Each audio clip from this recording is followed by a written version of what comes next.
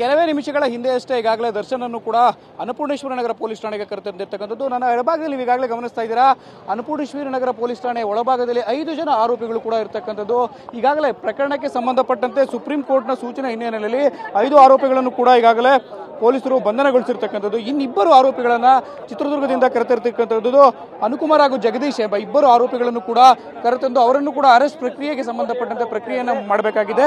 ಈ ಹಿನ್ನೆಲೆಯಲ್ಲಿ ಈಗಾಗಲೇ 5 ಆರೋಪಿಗಳನ್ನ ಅರೆಸ್ಟ್ ಮಾಡಿರ್ತಕ್ಕಂಥದ್ದನ್ನ ಪೊಲೀಸರು ಕನ್ಫರ್ಮ್ ಮಾಡಿರ್ತಕ್ಕಂಥದ್ದು. ಆರೋಪಿಗಳಾದ ದರ್ಶನ್, ಪವಿತ್ರಗೌಡ, ಲಕ್ಷ್ಮಣ್, ಪ್ರದೂಷ್ ಹಾಗೂ ನಾಗರಾಜ್ ರವರ ಅಧಿಕೃತವಾಗಿ ಬಂಧನ ಮಾಡಲಾಗಿದೆ ಅಂತೇಳಿ ಡಿಸಿಪಿ ಗಿರೀಶ್ ಅವರು ಕೂಡ ಮಾಧ್ಯಮಗಳಿಗೆ ಮಾಹಿತಿಯನ್ನು ಕೂಡ ನೀಡಿರ್ತಕ್ಕಂಥದ್ದು. ನೀವು ಈಗಾಗಲೇ ಗಮನಿಸಬಹುದಾಗಿದೆ, ಅನ್ನಪೂರ್ಣೇಶ್ವರಿ ನಗರ ಪೊಲೀಸ್ ಠಾಣೆಯ ಮುಂಭಾಗದಲ್ಲಿ ಸುಮಾರು 100ಕ್ಕೂ ಹೆಚ್ಚು ಪೊಲೀಸರನ್ನ ಭದ್ರತೆಗಾಗಿ ನಿಯೋಜನೆಯನ್ನು ಮಾಡಲಾಗಿರ್ತಕ್ಕಂಥದ್ದು. ಯಾವುದೇ ರೀತಿಯ ಅಹಿತಕರ ಘಟನೆ ನಡೆಯಬಾರದು ಅಂತೇಳಿ ಈಗಾಗಲೇ ಭದ್ರತೆಗಾಗಿ ಪೊಲೀಸರನ್ನು ಕೂಡ ನಿಯೋಜನೆಯನ್ನು ಮಾಡಲಾಗಿದೆ. ಅನ್ನಪೂರ್ಣೇಶ್ವರಿ ನಗರ ಪೊಲೀಸ್ ಠಾಣೆಯ ಮುಂಭಾಗದಲ್ಲೂ ಕೂಡ ದರ್ಶನ್ ಅಭಿಮಾನಿಗಳು ಅಪಾರ ಸಂಖ್ಯೆಯಲ್ಲಿ ಜಮಾವಣೆ ಆಗ್ತಿರೋದನ್ನ ನೀವು ಗಮನಿಸಬಹುದಾಗಿದೆ.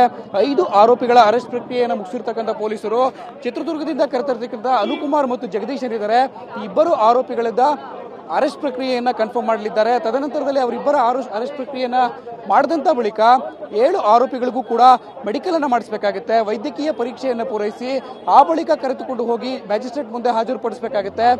ಇಂದು ಸಂಜೆ ನ್ಯಾಯಾಲಯದ ಪ್ರಕ್ರಿಯೆಗಳು ಪೂರ್ಣಗೊಳ್ಳುವ ಮುನ್ನ ಇವರೆಲ್ಲರೂ ಕೂಡ ಸೆಷನ್ಸ್ ಕೋರ್ಟ್ಗೆ ಕರೆದೊಯ್ಯಬೇಕು. ಒಂದು ವೇಳೆ ನ್ಯಾಯಾಲಯದ ಅವಧಿ ಮುಗಿದಂತ ಬಳಿಕ ಜುಡಿಷಿಯಲ್ ಹೋಟೆಲ್ ಅಂದ್ರೆ ನ್ಯಾಷನಲ್ ಗೇಮ್ಸ್ ವಿಲೇಜ್ ನಲ್ಲಿ ಇರ್ತಕ್ಕಂಥ ನ್ಯಾಯಾಧೀಶರ ನಿವಾಸಕ್ಕೆ ಇವರೆಲ್ಲರೂ ಕೂಡ ಆರೋಪಿಗಳನ್ನ ಪ್ರೊಡ್ಯೂಸ್ ಮಾಡಬೇಕಾಗುತ್ತೆ.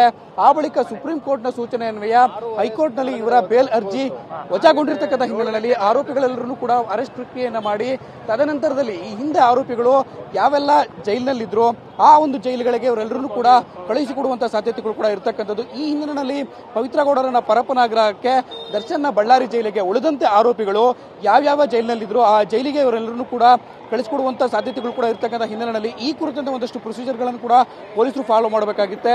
ಈಗಾಗಲೇ 5 ಆರೋಪಿಗಳ ಅರೆಸ್ಟ್ ಪ್ರಕ್ರಿಯೆಗಳನ್ನ ಪೂರ್ಣಗೊಳಿಸಿರ್ತಕ್ಕಂಥ ಪೊಲೀಸರು ವೈದ್ಯಕೀಯ ಪರೀಕ್ಷೆಗಾಗಿ ಸಿದ್ಧತೆಗಳನ್ನು ಕೂಡ ಮಾಡಿಕೊಡ್ತಿರ್ತಕ್ಕಂಥದ್ದು.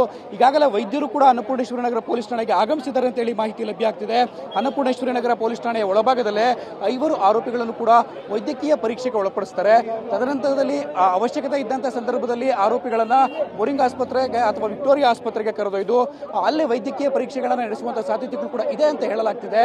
ಒಂದು ವೇಳೆ ಪೊಲೀಸರು ಅನ್ನಪೂರ್ಣೇಶ್ವರಿ ನಗರ ಪೊಲೀಸ್ ಠಾಣೆಯಲ್ಲಿಯೇ ಆರೋಪಿಗಳೆಲ್ಲರೂ ಕೂಡ ವೈದ್ಯಕೀಯ ಪರೀಕ್ಷೆಯನ್ನು ಮುಗಿಸಿ ತದನಂತರದಲ್ಲಿ ಈಗೇನು ಟಿವಿ9 ದೃಶ್ಯಾವಳಿಗಳನ್ನು ಗಮನಿಸಬಹುದಾಗಿದೆ.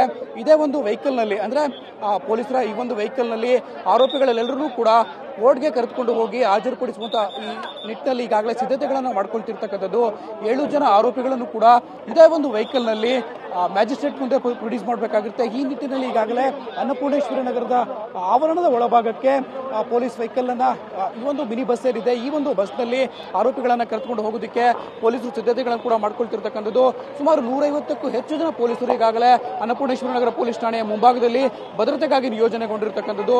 ಅಪಾರ ಪ್ರಮಾಣದಲ್ಲಿ ದರ್ಶನ್ ಅಭಿಮಾನಿಗಳು ಕೂಡ ಇಲ್ಲೆಲ್ಲರೂ ಕೂಡ ಜಮಾವಣೆ ಆಗ್ತಿದ್ದಾರೆ.